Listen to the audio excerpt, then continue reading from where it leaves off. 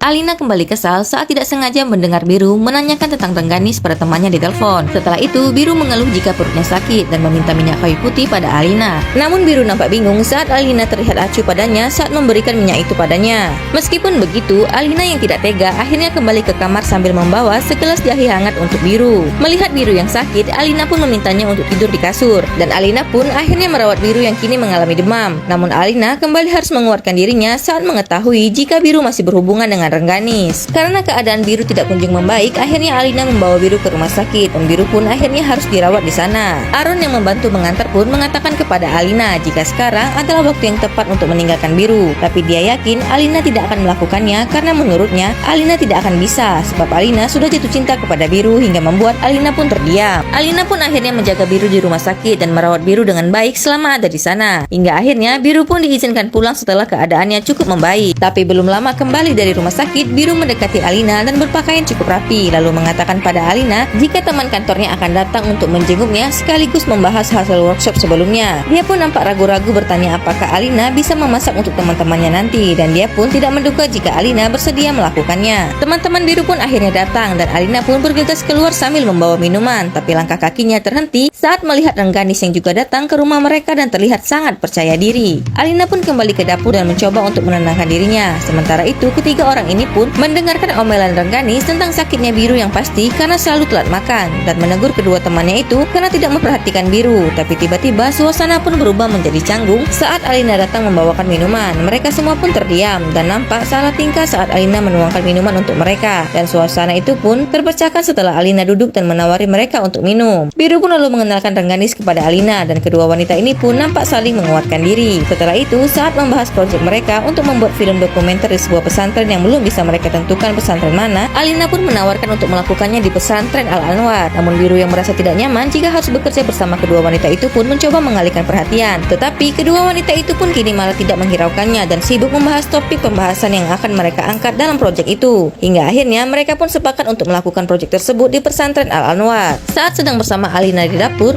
Rengganis pun menanyakan apakah Alina tahu jika dulunya dia dan Biru berpacaran dan Alina pun langsung mengiyakan hal tersebut. Rengganis pun berkata jika dia senang melihat mereka bahagia. Namun dengan pelan Alina pun mengatakan jika Biru belum sebahagia yang Rengganis kira karena dirinya masih jauh dari harapan Biru dan banyak kekurangan serta masih harus belajar untuk jadi istri yang baik. Setelah pulang, Rengganis pun mengatakan pada salah satu sahabat Biru jika Alina memang cocok mendampingi Biru dibandingkan dirinya dan sangat layak menjadi penerus pesantren Al-Anwar. Bagaimanakah kelanjutan kisah ketiga orang ini selanjutnya? Saksikan part berikutnya hanya di Drama Madin.